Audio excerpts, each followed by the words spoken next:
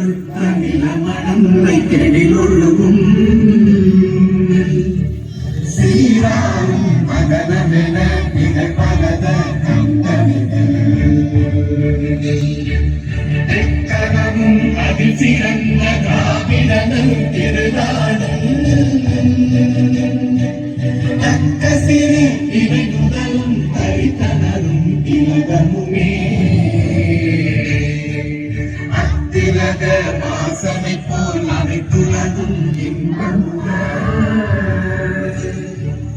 எத்திசையும் புகழ் மணக்க இருந்த பெரும் தமிழனங்கே தமிழனங்கே உன் சீரிழவை திரும்பி என்று செயல் மறந்து வாழ்த்துதுமே வாழ்த்துதுமே வாழ்த்துதுமே.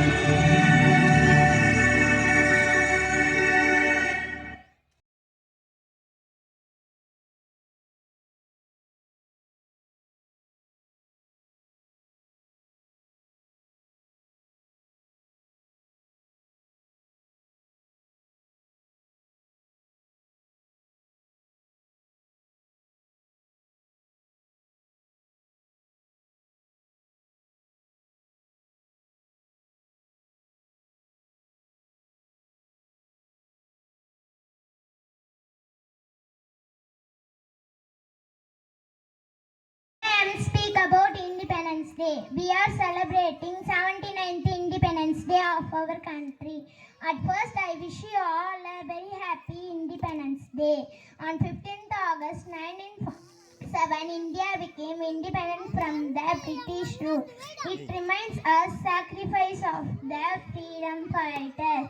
On this day, we should remember our great freedom fighters like Mahatma Gandhi, Netaji, Nehru and others. Independence Day teaches us the power of unity and brotherhood.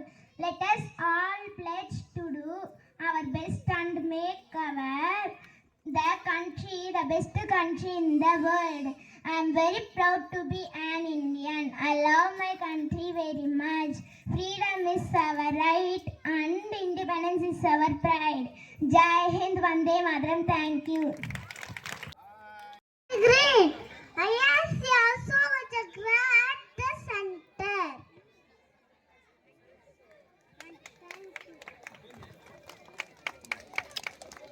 I am Pumpkin, National Vegetable of India. Thank you. I am Tiger. I am a national animal of India.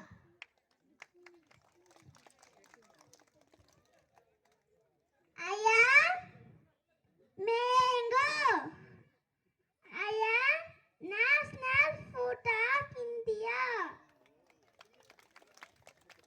I am a banana tree. I am a national tree of India. Thank you.